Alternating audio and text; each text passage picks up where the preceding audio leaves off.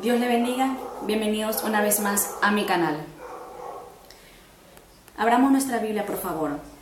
Primera de Tesalonicenses, capítulo 4, versículos 7 al 8. Y dice su bendita palabra en el nombre del Padre, del Hijo y del Espíritu Santo. Amén. Dice, pues no nos ha llamado Dios a inmundicia, sino a santificación. Así que el que desecha esto no desecha a hombre, sino a Dios, que también nos dio su Espíritu Santo. Amén. Creo que todos hemos oído de este punto, de muchos lugares, de muchas personas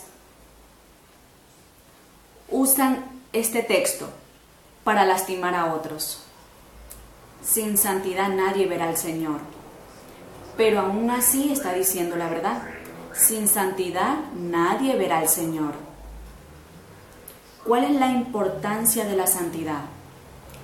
¿Por qué tenemos que ser santos? Primero le servimos a un Dios santo, amén. Y la Biblia dice que somos templo del Dios vivo. Y Dios no habita en templo sucio, dice la Biblia. Él habita en templo santo, amén. La santidad en el día de hoy es un tema muy difícil de hablar. Para muchos un tema religioso, para otros un tema ridículo de mencionar. ¿Alguien dice aleluya? Para otros un tema acusador, pero la Biblia no dice que es un tema acusador. La Biblia dice que es un tema libertador, aleluya.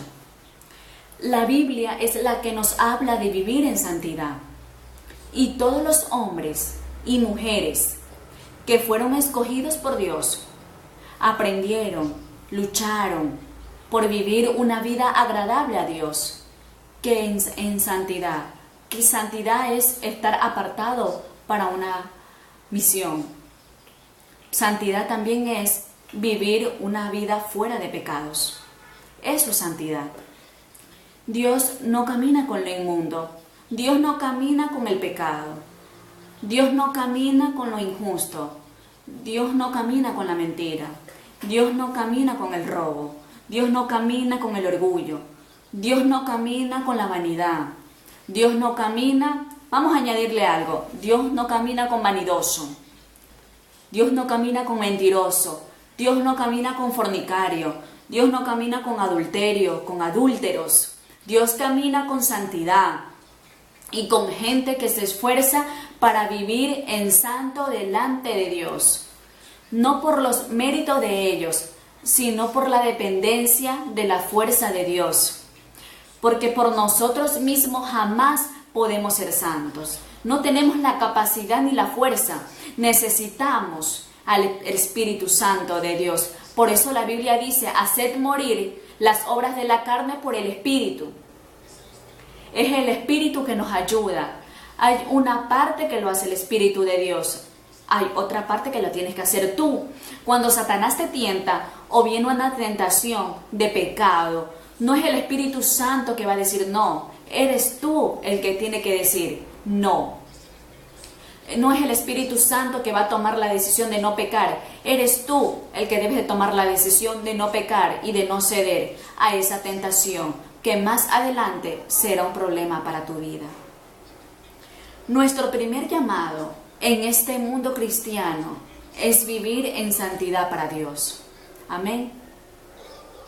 Dios nos llamó a la santidad.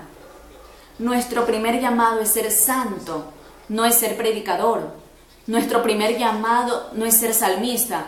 Nuestro primer llamado no es tomar la cámara, no es tocar batería, no es ser un adorador. Nuestro primer llamado es ser santo. ¿Por qué? Porque de ahí entonces va a partir Dios lo que tiene que hacer. Dios no usa lo que a Él no le pertenece. No sé si me está entendiendo. Muchas personas creen que su primer llamado es hacer milagros, que su primer llamado es caerse al piso, hablar en lenguas, que su primer llamado es sentir corriente, su primer llamado es decirle no al diablo, su primer llamado es decirle no al pecado, su primer llamado es vivir en santidad, pues sin santidad nadie verá al Señor. Y este es un tema que es tan difícil de predicar, en un mundo tan moderno, porque la gente tiene tanta libertad de hacer lo que quiera que se ha llegado a creer que puede vivir como quiera y caminar con Dios.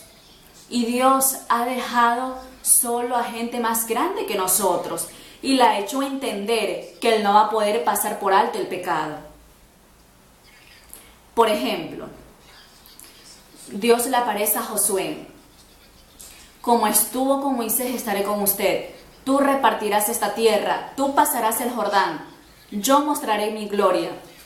Pero un día el pueblo hizo algo. Tomó un lingote y lo escondió, y eso trajo consecuencias. Dios se apartó del pueblo por el pecado escondido. A Josué lo dejó solo, a su pueblo amado lo dejó solo. El pueblo que vio maná caer del cielo lo dejó solo. A David, siendo el amado de Dios, un corazón conforme del Señor, cometió un adulterio y Dios lo dejó solo.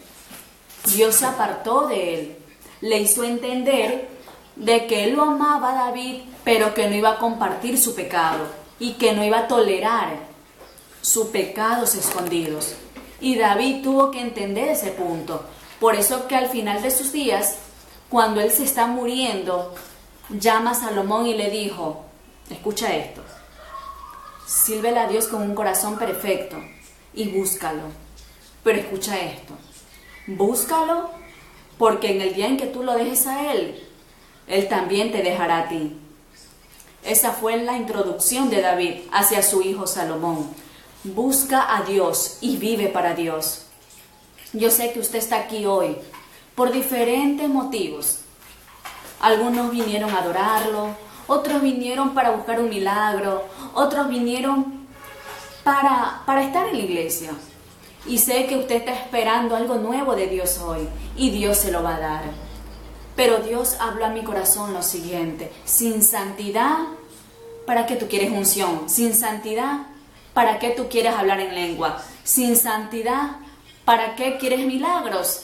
¿Para qué quiero que Dios me sane? Y al final cuando me muera me pierda y me vaya al infierno a una eterna condenación. Sin santidad nadie verá al Señor. Y la santidad no está excluida de los ministros, ni de los grandes, ni de los profetas, ni de los salmistas. La santidad es para todos, desde el mínimo hermano hasta el más grande, desde el más usado hasta el menos usado. Sin santidad nadie verá a Jehová en esta tierra, nadie.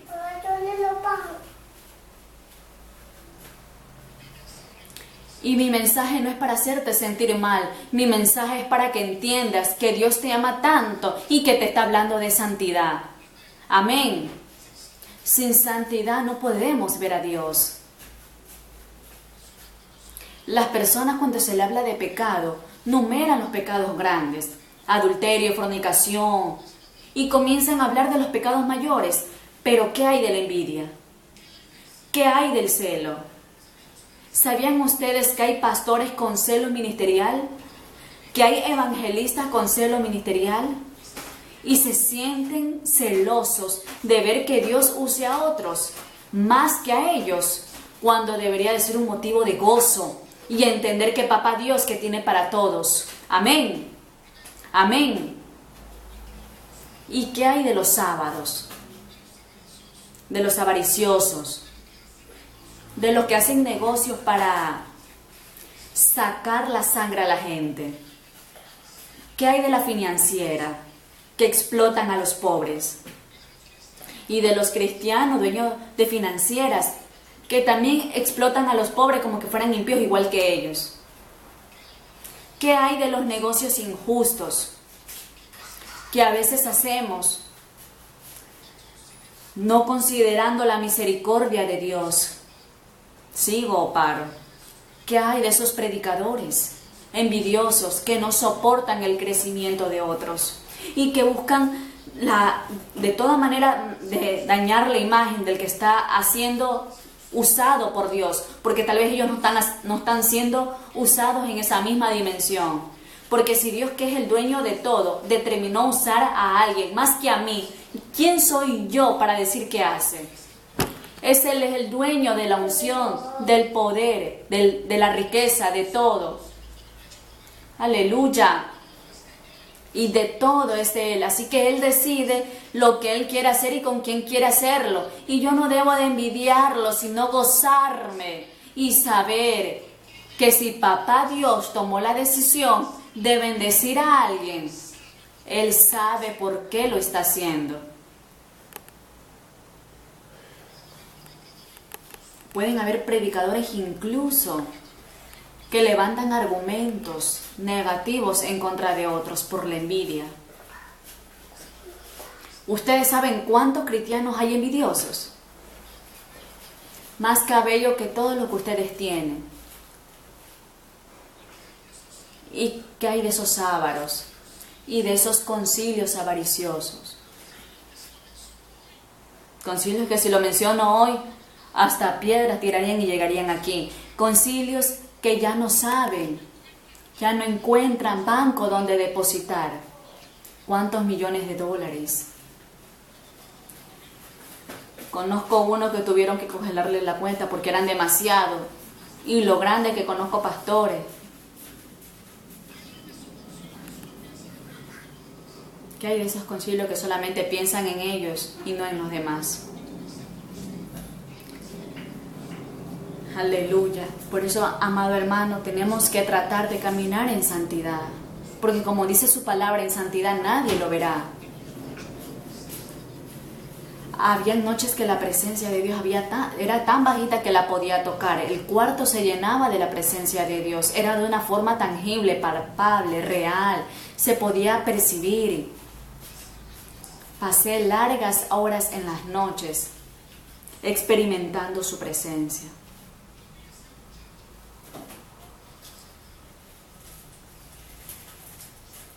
Gloria a Dios.